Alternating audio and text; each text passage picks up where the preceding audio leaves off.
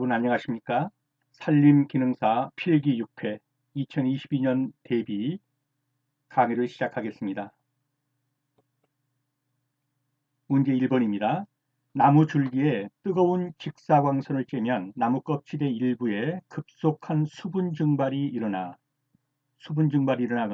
형성층 조직이 파괴되고 그 부분의 껍질이 말라 죽는 피해를 받기 쉬운 수종으로만 짝지어진 것은 그랬습니다. 직사광선을 쬐일 때 나무 껍질이 얇아가지고 말라 죽는 그러한 피해를 입는 것이 무엇이냐? 우리가 쉽게 말하면 벼떼기라는 것이죠. 피소라는 건데요. 그런 나무들로 짝지어진 것은 그랬습니다. 정답부터 찍는다면요. 그렇습니다. 나무 껍질이 비교적 얇은 오동나무, 포도나무, 가뭄비나무 등입니다. 자, 지금 보는 바로 그것은 피소라는 벼떼기라는 거예요. 수간이라는 건 뭡니까? 나무가 이렇게 있으면 이 부분이 수간입니다. 수간인데 여기에 직사광선이 찧었을 경우에 이 표피가 말라서 죽는 것이에요. 그거는 바로 뭐냐면은 나무 껍질이 얕다는 거예요. 그렇다면 반대적으로 코르크층이 발달한, 즉 뭡니까? 소나무나 참나무 같은 이런 나무들은 이 벼떼기 피해를 입지 않게 되겠죠. 그래서 벼떼기 피해가 나오면 상대적으로 벼떼기 피해를 입지 않는 나무를 골라내는 것이 더 편할 수도 있어요. 즉 소나무, 참나무, 굴참나무 이런 것은 벼떼기 피해를 입지 않죠. 왜냐하면 코르크층이 두꺼워요. 껍질에. 그래서 정답은 오동나무, 호도나무, 가뭄비나무입니다. 피소를 입는 것이죠.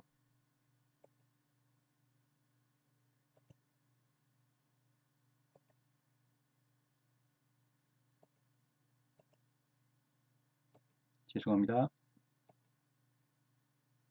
네, 엔진의 성능을 나타내는 것으로 1초 동안에 75kg 중량을 1m 들어 올리는데 필요한 동력 단위를 의미하는 것. 정답부터 찍겠습니다. 마력이죠.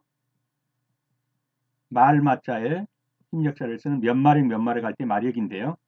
75kg의 무게를 1m를 들어 올리는데 1초 동안에 들어 올리는데 필요한 동력의 단위 마력입니다. 자, 옛날에는 유일하지 않지만 동력의 가장 기본적인 것이 말이었습니다. 말 타고 움직이고 그래서 이 말이 75kg의 무게를 1m를 들어 올리는데 필요한 힘 그것을 말마자를 써서 마력이라고 했던 겁니다. 지금은 이제 동력의 수단을 말을 거의 쓰지 않죠. 주로 뭐 엔진이라든가 이런 걸 쓰는 거겠죠. 예. 그래서 그러한 동력을 이용해서 75kg의 무게를 1m 올리는데 필요한 단위, 동력의 단위, 그것은 곧 마력이라는 것이죠. 중림 작업에 대한 설명으로 옳은 것은 주로 하목은 연료 생산의 목적을 두고 상목은 용재 생산의 목적을 둔다. 이 연료림 조성의 가장 적절한 방법이다. 3. 상목은 맹화가 왕성하게 발생해야 하는 음성의 나무를 택한다. 4. 작업 형태는 개벌 작업과 비슷하다. 정답이 눈에 들어오셨습니까? 우선 정답부터 찍겠습니다. 정답은 1번입니다. 하목은 연료 생산, 상목은 용재 생산. 왜 1번인지 한번 살펴보겠습니다.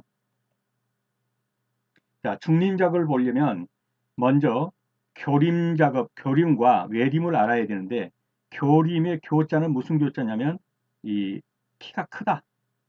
그런 키 클 교자입니다. 그래서 교림은 이렇게 키가 큰 나무, 이렇게 키가 큰 나무를 말하고 외림은 왜소하다. 키가 작다 이런 말이에요. 키가 작다. 교림은 키가 큰 나무, 외림은 키가 작은 나무 이렇게 보시면 되겠어요.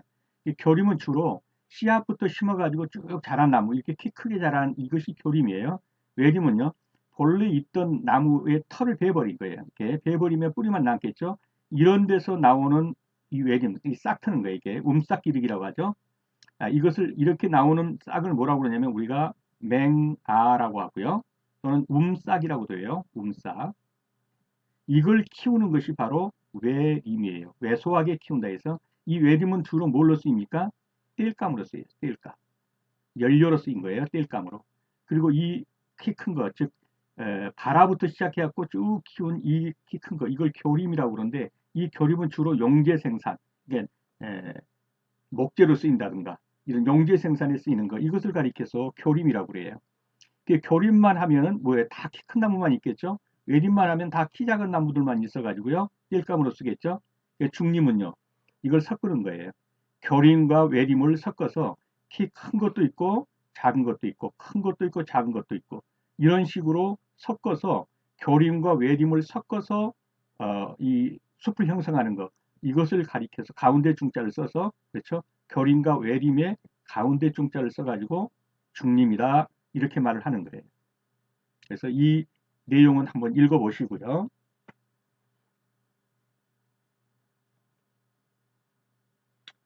보시면 이 외림의 그림이에요. 여기를 잘라버렸죠. 잘라버렸는데 이 그루터기에서 이렇게 나는 거, 잣나무들이 나죠. 예, 이것을 가리켜서 외소하다 할 때 외자를 쓰는 겁니다. 그래서 외림이에요. 주로 이것은 뭘로 쓴다고요? 예, 화목용, 연료용, 땔감, 이런 걸로 쓰는 거예요. 이것을 가리켜서 상목이다 그러면 아까 키 큰 나무, 이걸 상목. 그 다음에 하목이다 그러면 적은 나무, 이 외림, 이것을 하목, 이렇게 말하는 거예요. 상목, 하목.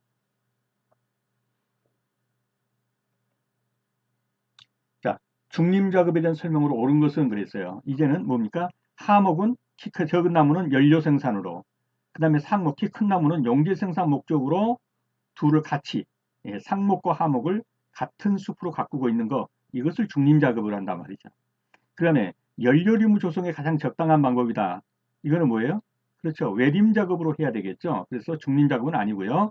상목은 맹화가 왕성하게 발생하는 음성의 나무를 심는다고 했어요. 키 큰 나무, 키 작은 나무, 키 큰 나무, 키 작은 나무. 그리고 키 큰 나무 이렇게 올라졌어요. 그럼 이 키 작은 나무는 주로 뭐라 해야 되겠어요? 음성나무라 해야겠죠. 즉 음지에서도 잘 자라는, 왜 이걸 가리우니까 음지 잘 자라는 나무를 심어야 되고, 이 상목은 양지식물이겠죠. 위로 커서 햇빛을 받아서 잘 크니까. 그래서 상목은 맹화가 왕성하게 발생하는 음성의 나무, 아니에요. 맹화가 왕성하게 발생하는 음성의 나무는 뭐라고 그랬어요? 하목 또는 외리, 그렇게 표현한다는 거죠. 이해가 되셨죠? 작업의 형태는 개벌 작업과 비슷하다 그러는데 아니에요. 이 상목을 주로 작업하는 것은 택벌 작업이에요. 위로 많이 큰, 그렇죠, 성숙목부터 하나씩 베주는 거예요. 이것을 택벌 작업이라고 그러고, 이 밑에 있는, 그렇죠, 하목들을 다 그냥 일괄해서 베버리는 거, 이것을 민둥산 베듯이 다 베버리는 걸 개벌 작업이라고 그래요. 그리고 주로 외림은 개벌 작업을 하고, 그죠? 교림은 택벌 작업을 해요. 그래서 중림 작업은 택벌 작업과 개벌 작업을 섞는 거예요. 이해가 되셨습니까? 4번입니다. 체인톱 작업 중 위험에 대비한 안전장치가 아닌 것은, 자, 체인톱의 작업 중 위험에 대비한 안전장치가 아닌 것은 그랬으면 정답은요. 네, 제가 정답부터 찍고 갈게요. 안전에 대비한 위험장치가 아닌 것은, 그렇죠? 스프로킷이죠. 왜 스프로킷인지 한번 보여드릴게요. 자, 스프로킷이라는 것은 보시면 이제 이 나무를 자르는 건 이 체인 톱날이 나무를 자르는 거예요. 근데 여기에 연결되어 있는 이 부분은 뭐냐면은 이 피스톤의 상하 운동이 이 크랭크 축이죠. 크랭크 축이 회전 운동으로 바꾸는 거예요. 이 회전 운동으로 바꾸는 것, 여기에 들어가 있는 이 톱날 있죠. 예, 이 톱날을 예지는 거, 이것이 뭐냐면 스프로킷이에요. 이것이. 그래서 이것은 구동장치에 해당되는 것이에요. 안전장치가 아니고요. 구동시켜주는 구동장치. 왜? 이것이 돌아줘야 이쪽이 돌아주고, 이 전체를 물리는 것을 우리는 뭐라고 그래요? 안내판이라고 그러죠. 예. 그래서 이것은 구동장치에 속하는 것이고요. 체인 브레이크, 핸드가드, 체인잡이는 안전장치예요. 체인잡이가 뭐냐면은 이 체인이 끊어졌을 때도 이 안내판이 이것을 물고 있도록 체인 볼트가 물고 있는 거예요. 이것을 체인잡이라고 그래요. 만약에 끊어졌는데 탁 튀어버린다면 손목 나가버리겠죠. 이걸 하지 않도록 체인이 끊어져도 체인이 잡아주는 그 역할을 하는 게 체인잡이에요. 그래서 이건 안전장치죠. 핸드가드도 마찬가지로 안전장치, 체인 브레이크. 좀 더 그림에서 한번 이제 보시겠지만 이 체인 브레이크에 손이 팍 닿는 순간 이 체인이 이 구동이 멈춰버리게 되는 거예요. 이걸 체인 브레이크라고 해요. 그래서 체인 브레이크, 핸드가드, 체인잡이는 안전장치다. 그러나 스프로킷은 바로 이것을 돌려주면서 이것과 연결시켜주는, 그렇죠? 이 체인을 연결시켜주는 동력장치다. 그렇게 보시면 되겠습니다. 5번입니다. 다음 수목병해 중 바이러스에 의한 병은, 이 바이러스에 의한 병은 거의 나오면 이거예요. 그래서 이건 알아두셔야 돼요. 모자이크병이에요. 그래서 포플러의 모자이크병, 바이러스병 그러면 모자이크병이다. 이렇게만 알아두셔도 되겠습니다. 자, 잣나무 털럭병이나 벚나무 빗자루병, 밤나무 줄기 마른병, 이것들은 담자균류 아니면 잔항균이에요. 벚나무 빗자루병은 잔항균, 이 줄기 마를 때 잔항균, 털럭병, 담자균, 곰팡이균이거나 이런 세균들이란 말이에요. 그러나 모자이크병은 어떻습니까? 미생물 중에서 가장 적은 거, 0.2 미크로 이하의 를 볼 수 있는 전자현미경으로 볼 수 있는 거, 바로 바이러스죠. 이 바이러스형 병은 모자이크병이다. 그렇게 알아두시면 되겠습니다. 우리나라 산림대를 구성하는 요소로서 일반적으로 북위 35도 이남,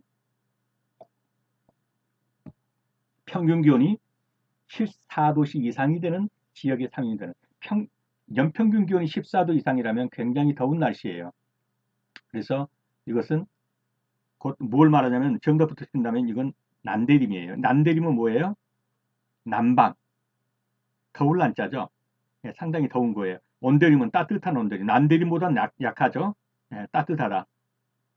온대 북부림, 온대림에서도 남부, 북부, 뭐 중부 이렇게 갈리니까요. 어떻든 35도 이남으로 평균 온도가 14도씨 이상이 되는 지역에 산림되는 그러면 난대림이다. 이렇게 보시셔야 돼요. 자, 난대림, 북위 35도 이하이고 평균 기온이 14도씨 이상인 것. 이건 주로 어디냐면은 순천만을 끼는 그런 남부 해안지방, 그리고 제주도 등 이런 부분의 섬들, 우리나라 거의 최남쪽에 있는 그러한 따뜻한 지방, 이것이 바로 난대림이 속하는 거예요. 이쪽에는 주로 상록 활엽소대가 있어요. 그 다음에 온대림은요, 우리나라의 그 난대 지방을 제외한 대부분의 중부 이북 지방, 함경도까지 포함해서 이 모든 지방은 다 온대림 지역이라고 보시면 돼요. 그런데 한대림은 거의 우리나라에는 속하지 않아요. 그런데 우리나라에서도 저 함경북도 쪽에 아주 높은 산, 추운 곳, 그래서 연평균 기온이 5도씩 이하 되는 곳, 이곳이 한대림 지역이에요. 여기는 침엽수대가 살고 있어요. 이제 지도를 통해서 한번 봐볼게요. 시험 문제가 어떻게 나올지 나온다면 이 몇 가지 유형이에요. 자, 우리가 잘 아는 38선이 어디 있는가 보세요. 여기가 38선이에요. 쉽게 말하면 연천, 파주로부터 시작해서 이쪽에 ang양, 동해안의 ang양 쪽까지 가는 곳. 이게 38도선이에요. 그 다음에 36도선이 우리나라 중부인 대전지방. 여기 36도예요. 여기가 38도선이고, 그 다음에 이 순천만을 끼고 있는 요 남부지방. 여기가 35도선이에요. 그 다음에 제주도. 여기가 33도선이에요. 자, 그렇다면 아까 35도 이하. 여기가 뭐라고 그랬어요? 더운 지방. 난대림. 그 다음에 이 35도 이상의 우리나라 전역에 속한 건 뭐라고 그랬어요? 온대림. 그런데 여기 중에서도 고산지대, 이 함경북도나 이쪽의 고산지대, 이것은 한대림이라고 볼 수 있다. 이 정도로 보시면 되겠어요. 그래서 우리나라 산림대를 구성하는 요소로 북위 35도 이남이고, 북위 35도 이남이고, 연평균 기온이 14도 이상, 매우 더운 지역, 그렇게 보시면 되겠어요. 제주도라든가 이런데. 그래서 이 부위는 다 우리가 뭐라고 그런다? 난대림이라고 한다. 그렇게 알아두시면 되겠습니다. 난대림입니다. 7번입니다. 종자정선. 종자를 골랐단 말이에요. 정성스럽게 골랐어요. 그래가지고 바로 노천매장으로 가는 수정이 있어요. 노천매장. 그런 수종은 무엇이냐 그리고 물었어요. 우선 정답부터 찍을게요. 벚나무예요. 종자정선 후에 바로 노천매장을 하는 수종은 그러면 벚나무입니다. 왜 벚나무인지를 한번 볼게요. 첫째, 노천매장법이 무엇이냐는 거예요. 종자를 하루 동안에 맑은 물에 담궈뒀다가 종자의 한 배 내지 세 배가량의 젖은 모래하고 혼합해가지고 뭡니까? 파망이나 이런 철사망 이런 데다 넣어가지고 땅속에 묻어두는 거예요. 그래서 정자와 모래가 혼합된 걸 양파자루라든가 철망상자에 넣어서, 왜 철망상자 같은 데 넣나요? 쥐나 이런 게 파먹지 못하도록 30cm 정도 깊이로 땅속에 묻었다가 봄철에 파종을 하면 씨앗 발화가 잘 돼요. 그래서 이 노천에다 매장한다 그랬고, 이게 노천 매장법이에요.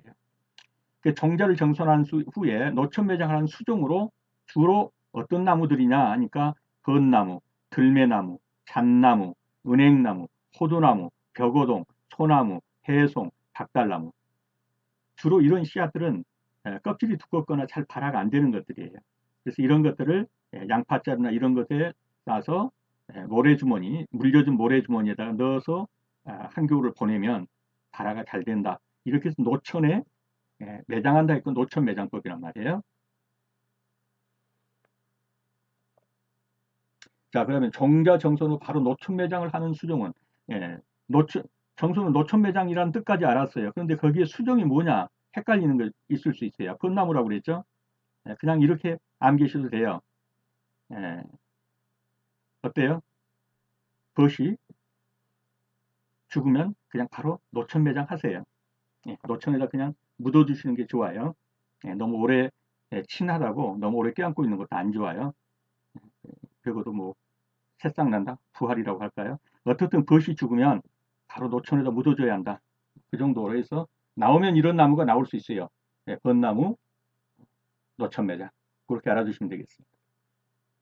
다음 중 가식에 대한 설명 중 틀린 것은, 가식할 장소는 배수가 잘 되고 습기 있는 곳을 선정하되 과하게 습한 지역은 피한다.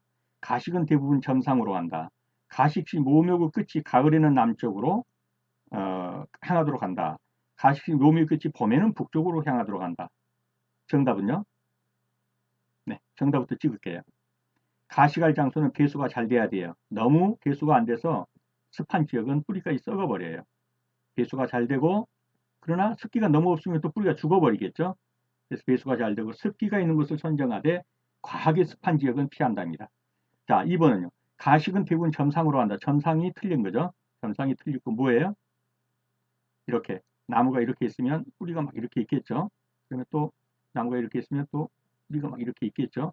그래서 이걸 다 이렇게 하면은 이 형상이 이렇게 부채꼴 모양의 펼친 열가형식, 그러니까 이렇게 나무들이 이렇게 해서 이런 식으로 가지를 이렇게, 이것을 열가식 그렇게 말을 해요. 일렬로 가식한다 이래서 열가식이라고 하는 거예요. 점상은요, 여기다 하나 심고 여기다 하나 심고 여기다 하나 심고 이렇게 심는 게 정가식이에요. 이렇게 하지 않죠. 가식은 한 군데 모아서 열가식을 한단 말이에요. 부채꼴 형상으로. 그래서 틀린 것이죠. 자, 가식시 묘미의 끝이 가을에는 남쪽으로 향하도록 하고, 봄에는 북쪽으로 향하도록 한다. 자, 여기가 북쪽이고 여기가 남쪽이라고 합시다. 봄에는 어디서 바람이 부나요? 남풍이 불죠. 이렇게 불죠. 이렇게 불면 나무가 옆으로 비스듬히 하니까 나무를 이런 식으로, 이 나무 가지에 여기가 이게 뿌리고, 그림을 잘못 이렇게. 그래서 바람이 이렇게 불어도 이쪽 방향으로 아예 쓰러지게 만들어 놓는 거예요. 무슨 말인지 알겠죠? 바람이 부는 쪽으로 쓰러지는. 그럼 가지는 어느 쪽을 향하겠어요? 이 나무 상단부는? 그렇죠. 북쪽을 향하게 되겠죠. 그런데 가을에는 이렇게 해서 북풍이 불죠. 그러면 어떻게 심으라고요? 뿌리가 이쪽으로 오고 나무가 이쪽으로 가게, 이렇게. 그럼 이쪽으로 이렇게 가도 나무가 쓰러지지 않겠죠. 왜? 어차피 비스듬하게 쓰러져 심은 거예요. 그래서 바람이 부는 방향 쪽으로 이렇게 뉘게 하는 거예요. 그렇게 하면은 나무 뿌리가 어느 쪽을 가고 나무의 윗부분이 어느 쪽을 간다라는 걸 상상할 수 있겠죠. 바람이 부는 쪽으로 뉘는 것이에요. 그래서 가시 몸의 끝이 가을에는, 가을이니까 뭐예요? 여기가 북쪽이고 여기가 남쪽이면 가을이니까 이제 겨울이 오니까 북풍이 부는 거예요. 그럼 나무는요. 뿌리가 이쪽으로 가고 나무 줄기가 상단부가 이쪽으로 가도록 이렇게 심는 거예요. 그래서 가을에는 가식의 묘목의 끝이, 이게 묘목의 끝이죠. 이 부분이, 이 묘목의 끝이 어디로요? 남쪽으로 향하도록, 이렇게 남쪽으로 향하도록. 바람이 북풍으로 이렇게 부니까 이해가 되셨죠? 이 그림을 연상해 보시기 바랍니다. 자, 가식과 어떻게 그 남쪽을 향하고 하는 것들이 전부 여기에 표현되어 있어요. 그래서 한번 화면을 멈추시고 읽어보시기 바랍니다. 그래서 가식에 대한 설명 중 틀린 것은 그러면 점상이 아니라 열가식식으로 한다. 가식할 때는 뿌리 부분을 부채살 모양으로 열가식한다. 아까 열가식한 거 보여드렸죠? 네.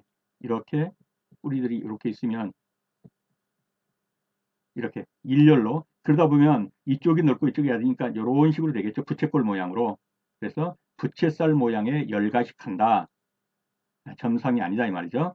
그리고 가을에는 북풍이 부니까 이렇게 북쪽에서 불어오니까 나무들이 이렇게 뉘어야겠죠. 이렇게. 그래서 나무 끝이 어디를 향하도록 남쪽을 향하도록 이 그림을 연상해 보시고요. 답은 2번이 되겠습니다. 파종상의 해가림 시설을 제거하는 식으로 가장 적절한 것은 해가림은 왜 합니까? 어른나무가 직사광선을 바로 너무 많이 받으면 죽어버리기 때문에 너무 어릴 때는 해가림을 해서 보호를 해줘야 돼요. 그런데 계속 그럴 수는 없죠. 해가림 시설을 제거하는 시기가 있어야 돼요. 그때가 언제입니까? 정답부터 찍을게요. 7, 8월이에요. 7월 하순에서 8월 중순경이면 해가림 시설을 제거해 줘야 돼요. 왜요? 나무가 어느 정도 커서 자기 스스로 이제 햇빛을 받아야 돼요. 그때는. 7월 하순에서 8월 중순쯤 되면 스스로 햇빛을 받아서 자라야 돼요. 언제까지 보호한다고 햇빛을 가리면 죽어버린단 말이에요. 제대로 안 크고. 그래서 7, 8월경이면 걷어줘야 된다. 해가림 시설을. 그렇게 보시면 되겠습니다. 그래서 여기서 해가림 시설을 왜 해야 되는지 이런 걸 나와 있죠. 7, 8월경이면 걷어줘야 한다. 점차적으로. 왜 해가림을 하느냐? 어린 묘가 강한 일사광선을 받으면 건조돼서 죽어버린단 말이죠. 그래서 하는데 이 양수, 소위 말해서 양지식물이에요. 얘네들은 햇빛을 좋아하는 애들이에요. 그렇기 때문에 얘네들은 해가림을 할 필요가 없어요. 소나무, 해송, 희기다 같은 거는 해가림을 할 필요가 없어요. 양수기 때문에. 그러나 가뭄비나무나 음수예요. 음지식물. 가뭄비나무나 잣나무나 전나무나 낙엽송, 편백 이런 거는 해가림이 필요하다. 그 해가림은 약 40 내지 50cm 정도로 해가지고 그렇죠. 뭐 호목을 씌운다든가 이렇게 해서 해가림을 한다. 이 정도 알아두시면 되겠습니다. 어쨌든 7, 8월이면 해가림을 거둬줘야 된다. 10번입니다. 뛰어난 번식력으로 인해서 수목 피해를 가장 많이 끼치는 동물로 바르게 짝지어진 것은 사슴노루, 곰호랑이, 산토끼 들쥐, 산까치 박새. 정답이 눈에 들어오셨나요? 네, 그렇습니다. 산토끼 들쥐입니다. 자, 토끼는 묘목의 상부를 뜯어먹어요. 들쥐는 밑에 뿌리와 종자를 파먹는데 이 둘 다 토끼와 들쥐 다 번식력이 매우 강하다. 그래서 가장 피해를 주는 것 산토끼 들쥐다. 종자의 이동 방법으로 옳은 것은 벚나무 중력, 소나무 풍력, 독고마리 풍력, 엉겅퀴 동물. 정답이 눈에 들어왔습니까? 옳은 것을 고르라 그랬어요. 옳은 것. 옳은 것이 뭡니까? 그렇죠. 소나무 풍력. 나머지는 다 틀린 거예요. 나머지가 어떻게 이동을 하는지 한번 봐볼게요. 자, 이거 엉겅퀴줄 다 아시죠? 엉겅퀴가 뭔지도 모르겠다 그러면 인터넷 좀 찾아보셔야 돼요. 엉겅퀴가 이렇게 씨앗이 다 자라면 이런 식으로 돼요. 민들레 씨앗처럼 이렇게 낙하산 타고 잘 보이시나요? 이 날아다닌단 말이에요, 씨가. 예. 이것을 뭐라고 날아다니는 걸. 그렇죠. 바람이니까 풍력. 풍력에 의해서 바람에서 날아다니는 거예요. 솔방울도요. 자세히 안에 보면 이런 씨가 있어요. 한번 솔방울 까서 보세요. 이렇게 씨가. 이 씨가 날아다녀요. 이것도 이게 어떻게 나르냐. 이게 나른 게 아니라 이 속에 이 씨가 있단 말이에요. 이 씨가. 이 씨가 이 날아다니는 그 풍력에 의해서 이동하는 거예요. 종자가. 독고마리. 이건 지금 참 보기가 어려운 것인데요. 어렸을 적에 나이 드신 분들은 산으로 둘러다니면 이게 막 옷 이런 데 붙어 있는 걸 다 아실 거예요. 옷이나 또는 동물의 털, 소 꼴목이를 보면 막 소 털에 묻어 있어요. 이게 가시들이 있어요. 이것은 붙어서 사람의 옷이나 또는 동물의 털에 붙어서 이동하는 거예요. 독고말이. 그다음에 이거 벚나무, 이게 벚지죠. 보이시나요? 이 벚지는요. 사람도 먹을 수 있는 동물도 먹어요. 이것은 주로 이동 수단이 동물들이 먹어가지고 똥을 싸면 에, 그, 거기에서 발화를 하는 이런 식으로 옮겨 다녀요. 그러면 풍력에 의해서 옮겨 다니는 것 그러면 엉겅퀴나 또는 그렇죠. 솔방울이나 이런 것이고 동물에 의해서 옮겨 다니는 것 그러면 그건 나무고 그 다음에 옷이나 동물 털에 묻어서 옮겨 다니면 독고말이고. 이해가 되셨죠? 그래서 정작 이동 방법으로 옳은 것은 그러면 소나무 풍력. 아까 벚나무는요. 동물이 먹어서 똥 싸가지고 옮기고 독고마리는요. 붙어서 옷이라든가 사람 옷이라든가 이런 게 붙어가지고 옮겨 다니는 거고 엉겅퀴는 지가 날아다니는 게 풍력이죠. 동물군이 틀렸죠. 답은 2번이 되겠습니다. 자, 12번입니다. 조림목과 경쟁하는 목적 이외의 수종 및 형질 불량목이나 폭목 등을 제거하여 원하는 수종의 조림목이 정상적으로 생장하기 위해서 수행하는 작업은 풀베기, 간벌 작업, 개벌 작업, 어린 나무 가꾸기. 정답은요? 눈에 들어왔습니까? 네, 4번 어린 나무 가꾸기입니다. 자, 조림목과 여기도 조림목을 심었어요. 이렇게. 이게 너무 큰가요? 하여튼 조림목 이만한 거 이렇게 해서 이제 밤나무든 뭐 이렇게 심었다고 합시다. 이런 나무들을 이렇게 심었어요. 이렇게 심었는데 원치 않는 아카시아 나무라든가 이런 나무들이 옆에 와가지고 자연이 날라와서 떨어진 거예요. 그러면 이걸 그대로 둘 수 없겠죠. 얘들만 잘 자라기 위해서 옆에 풀베기를 하든 또는 필요 없는 나무를 제거하든 이런 걸 해야 하는 거예요. 이런 것을 우리가 소위 말해서 재벌 작업 그래요. 재벌 작업. 어린 나무가 잘 자라게 하기 위해서 어린 나무 옆에 필요 없는 나무들을 다 제해버리는 거예요. 그 다음에 어린 나무 자체도 이거 보니까 싹이 잘 안 될 것 같아요. 이게 불량목이 될 것 같아요. 그냥 아예 그냥 처음부터 없애버리거나 폭목, 이 폭목이란 건 뭐냐면 이 저폭 이런 폭자예요. 폭력을 후두르는 나무들이 있어요. 뭐 칡이라든가 이런 게 이 덩굴을 막아버리게. 이게 햇빛의 폭인데 이 덩굴을 막아버려 이게. 이런 거 제거해줘야겠죠. 폭목 제거해줘야 돼요. 야, 수종의 조림목이 정상적으로 생장하도록 이 어린 나무가 제대로 성장하도록 수행하는 작업이 뭐냐? 어린 나무 가꾸기예요. 그래서 이것은 전체가 어린 나무 가꾸기다 이렇게 보시면 되고요. 자, 개벌 작업은 앞뒤 볼 것 없이 민둥산으로 다 없애버리는 거예요. 이거 심어놓고 다 없애버리면 끝나는 거겠죠. 안 되죠. 간벌 작업은 나무들이 어느 정도 커갖고 이제 속가내기를 해줘야 돼요. 이럴 때 이 속가내기 해주는 거 이걸 가리켜서 간벌 작업이라고 그래요. 그래서 이 지문이 원하는 답은 어린 나무 가꾸기다. 이렇게 보시면 되겠습니다. 이것을 무육 작업이라고도 하고요. 자, 이 내용을 여기에 다 써놨으니까 이 내용은 한번 읽어보시기 바랍니다. 특별히 이 개벌은 앞으로 계속 나오니까 꼭 알아두셔야 돼요. 클리어 커팅이라고 해서 이 클리어는 깨끗하게 다 베어버리는 거예요. 산의 모든 나무를 다 밀어버리고 숲을 없애고 이걸 아예 경작지로 사용한다든지 또는 소나무, 뭐 잣나무 이런 뭡니까 이거 그 잡종 다 밀어버리고 밤나무 심는다든지 이런 게 개벌이에요. 다 밀어버린다 개벌. 그래서 조림목과 경쟁하는 목적 이외의 수종이나 형질 불량목, 폭목 등을 제거해가지고 조림목이 정상적으로 생장하기 위해 수행하는 작업 어린 나무 가꾸기다. 이렇게 보시면 되겠습니다. 재벌을 6, 8월 사이에 실시하는 거. 아까 재벌이 뭔지 말했죠? 자, 나무들을 이렇게 심었으면 이 나무들 옆에 있는 다른 수종들을 다 제해버리는 거. 이걸 재벌이라고 했어요. 제거한다. 이 나무 빼놓고는 다 제거해버리는 거. 이걸 재벌이라고 그랬는데 이걸 6월에서 8월 사이에 이 옆에 있는 아카시아 나무 뭐 이런 것들을 이제 베버리는 거예요. 이런 걸 6월에서 8월 사이에 시행을 한단 말이에요. 근데 왜 6월에서 8월 사이에 시행하느냐 이렇게 물어보는 거예요.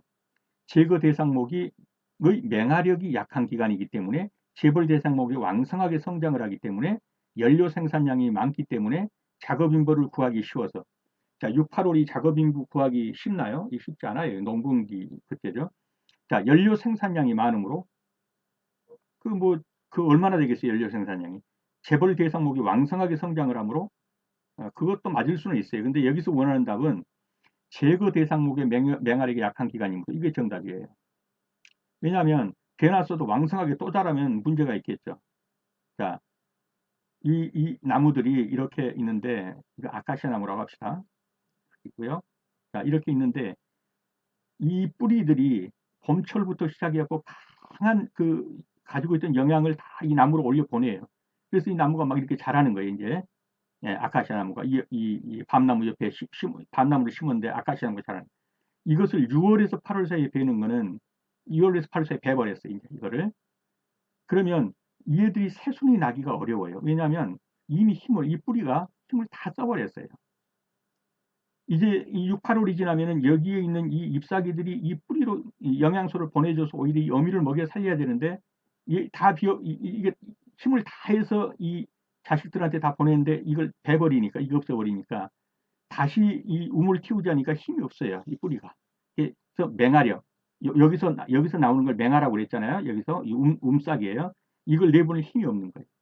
그래서 6월에서 8월 사이에 잘라버리면 다시 움트고 나올 힘이 없다. 이때가 가장 좋다. 이 재벌 하는 거.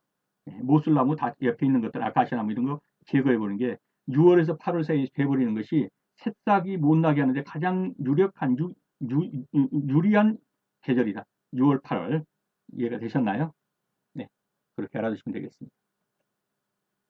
제거 대상목의 맹하력이 약한 기간이므로 자, 중림 작업에 대한 설명으로 옳은 것은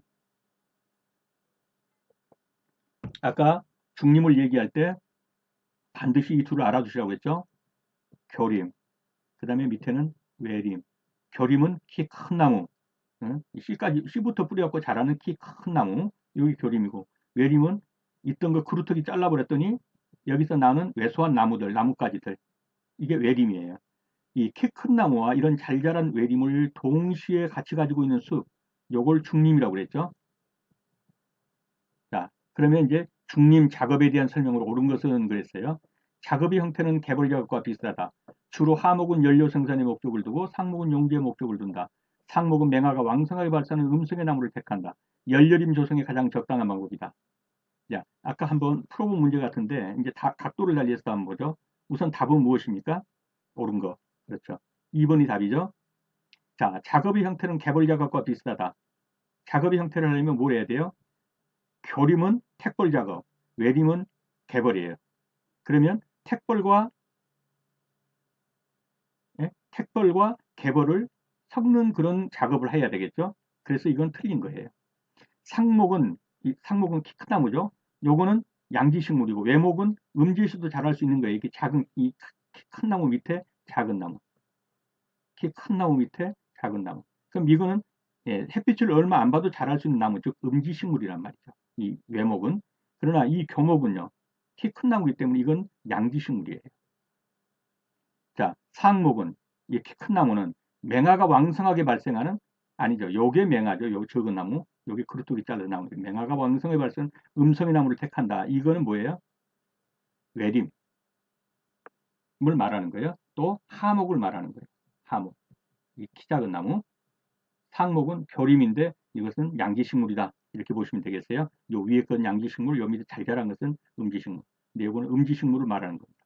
열여림 조성에 가장 적당한 방법이다. 이건 외림이죠. 하목. 그래서 다 틀렸고 맞는 것은 하목, 이 하목이죠. 이 작은 나무들. 이건 열여림으로 쓰이고 요 상목, 요 굵은 거 이게 상목이죠. 교림. 이것은 뭘로 쓰인다? 용제. 그래서 목재라든가 이런 용제의 목적을 둔다. 그래서 답은 2번이 되겠습니다. 이 내용은 지금 설명드린 내용과 같으니까 한번 읽어보시기 바랍니다. 정답은 2번이고요. 15번입니다. 다음 중 삽목이 잘 되는 수종끼리만 짝지어진 것은? 삽목이란 게 뭡니까? 꺾꽂이에요. 이 삽자가 꽂을 삽자예요. 꺾꽂이. 꺾어서 그냥 꽂으면 사는 거.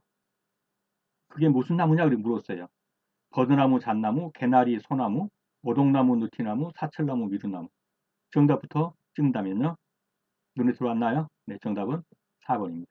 사철나무와 미루나무. 이것이 삽목이 잘 돼요. 이 소나무류 같은 거 삽목 안 됩니다. 소나무, 잣나무 이런 거. 자, 삽목. 꺾꽂이를 삽목이라고 해요. 여기 주로 이제 이 포플러, 이 버드나무과 같은 거, 이런 것은 삽목이 잘 돼요. 그래서 버드나무과인 미루나무 또는 버드나무. 이건 물만 있으면 자라는 거예요. 버드나무는. 사철나무. 항상 사철 푸르죠. 꼽으면 산다. 향나무 같은 거요. 그 다음에 개나리, 휘어진 개나리, 삼나무.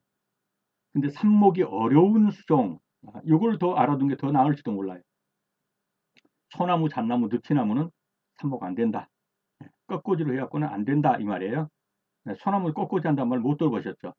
잣나무도 비슷하고요. 느티나무도 안 되는 거예요. 그래서 되는 것은 버드나무는 돼요. 버드나무는 돼요. 잣나무는 안 돼요. 개나리는 돼요. 소나무는 안 돼요.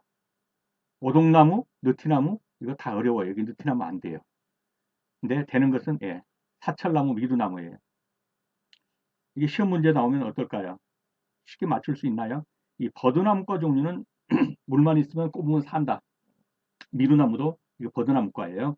그래서 버드나무, 미루나무, 개나리 휘늘어진 거, 사철나무 항상 푸르러요. 아무 때나 꼽으면 산다. 이렇게라도 생각하세요. 그래서 사철나무, 미루나무는 꺾꽂이가 된다. 이렇게 보시면 되겠습니다. 16번입니다. 농약의 효력을 높이기 위해 사용하는 다음 물질 중에 농약이 섞어서 고착성, 확전성, 현수성을 높이기 위해 쓰이는 물질은 무엇이냐 그랬습니다. 훈증제, 부침제, 유인제, 전착제. 그냥 낱말풀이에서 뭔가 감은 오시죠. 답은요. 4번입니다. 전착제. 그러면 고착성은 뭐고 확전성은 뭐고 현수성은 뭐냐. 자, 고착성은 잘 달라붙는 거예요. 그렇죠? 농약이 물에다 나무에다 뿌렸단 말이에요. 작물에다가. 근데 달라붙지 않고 줄줄 흘러내려버려요. 그러면 약효가 없겠죠. 일단 달라붙어야 돼요. 그 다음에 달라붙어서 확전성. 거기에서 그 약효가 확대. 이 표현자예요. 약효가 퍼져야 돼요. 이 확전성이에요. 현수성. 자, 이런 농약통에다가 물을 붓고 여기다 농약을 부었어요.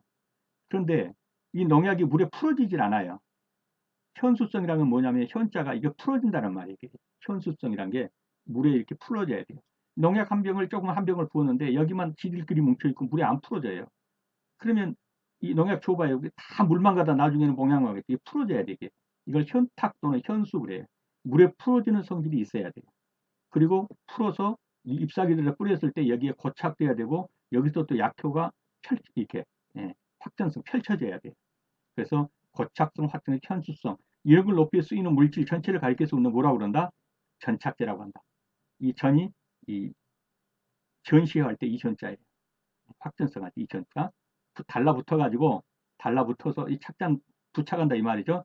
달라붙어서 효력을 펼치는 것 이런 것을 전착이라고 하는데 이걸 갖게 전착제라고 한다. 그래서 이 내용은 한번 읽어보시면 지금 제가 말씀드린 그 내용 그대로일 겁니다.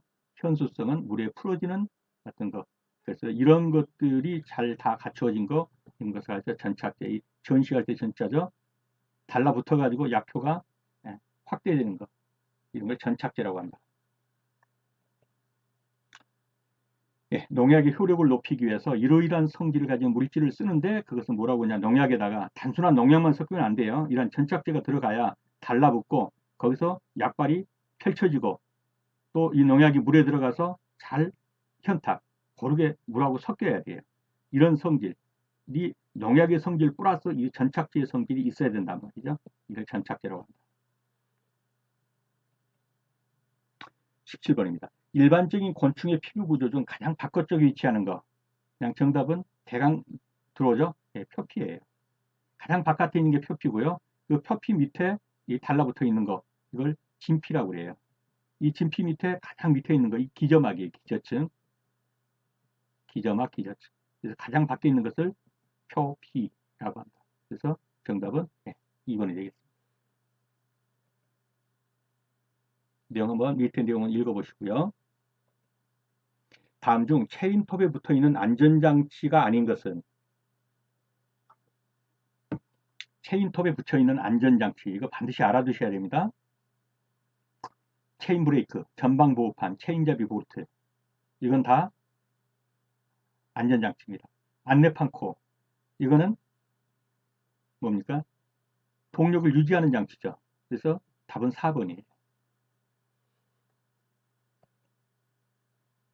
자, 안내판코가 뭐냐면 요 가이드라고 하는 거예요. 이게 요 전체 있잖아요. 이거 잡아준 거 이게 바로 안내판이에요. 이게 가이드라고도 하고 안내판이라고. 이것이 잡아주고 요 위에서는 뭐가 지금 도는 거예요? 그렇죠. 체인 톱날이 도는 거예요. 이게 톱날이.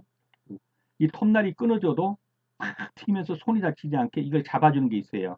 이게 체인잡이 볼트예요. 이 체인을 잡아주는 볼트가 있어요. 안전장치죠 다. 그다음에 전방보호판. 여기 보이는 이게 전방보호판이에요. 이 전방보호판에 체인 브레이크까지 같이 걸렸어요. 이쪽으로 나무가 튀기고 이렇게 하는 거 손을 보호하기 여기 잡으니까 하는데 이 손이 만약에 미끄러져서 이걸 팍 눌렀다든가 하면은 동시에 뭐가 돼야 돼요? 브레이크가 걸려줘야 돼요. 이 체인톱이 돌아가는 브레이크가. 그래야 이 손이 이쪽으로 내려가도 다치지 않겠죠. 그래서 이것은 연동이 이거 같이 돼 있단 말이에요. 전방 보호판하고 체인 브레이크가 같이 여기에 연동이 돼 있어요. 그래서 체인 브레이크, 전방 보호판, 체인잡이 볼트는 다 뭐다? 안전장치다. 이 체인이 끊어져도 탁 튀겨서 손목이 다치거나 이러지 않게 이게 다 이게 잡아주고 있던 볼트가 체인잡이 볼트, 전방 보호판, 그 다음에 여기에 같이 연동되어 있는 체인 브레이크. 근데 안내판 코는 이 안내판인데 이게 가이드예요. 이게 안전장치라고 말할 수는 없죠. 이 체인을 잡아주는 어떤 스틱 형식이에요. 이게 타원형. 그래서 안내판 코는 안전장치라고 볼 수는 없다. 이렇게 보시면 되겠습니다. 자, 체인톱의 1시간당 평균 연료 소모량은 얼마냐 그랬어요. 자, 1시간당 연료를 휘발유를 얼마나 먹을까요? 예, 1.5리터 먹어요. 그런데 또 연료만 먹나요? 아니죠. 오일을 먹죠. 오일은 어느 정도 먹을까요? 네, 0.4리터. 그래서 연료를 얼마나 먹냐 그러면 1.5리터고 오일은 얼마나 먹냐 그러면 0.4리터. 이렇게 기억해 주시면 되겠습니다. 내용을 한번 읽어보시고요. 벌목 작업에서 쐐기는 주로 벌도 방향의 결정과 안전 작업을 위해서 사용된다. 목재 쐐기를 만드는데 가장 적당한 수정이 아닌 것은 목재 쐐기에 재료로 쓸 수 없는 것은 그 말이에요. 답은요. 눈에 들어왔습니까? 찍겠습니다. 니기다 소나무.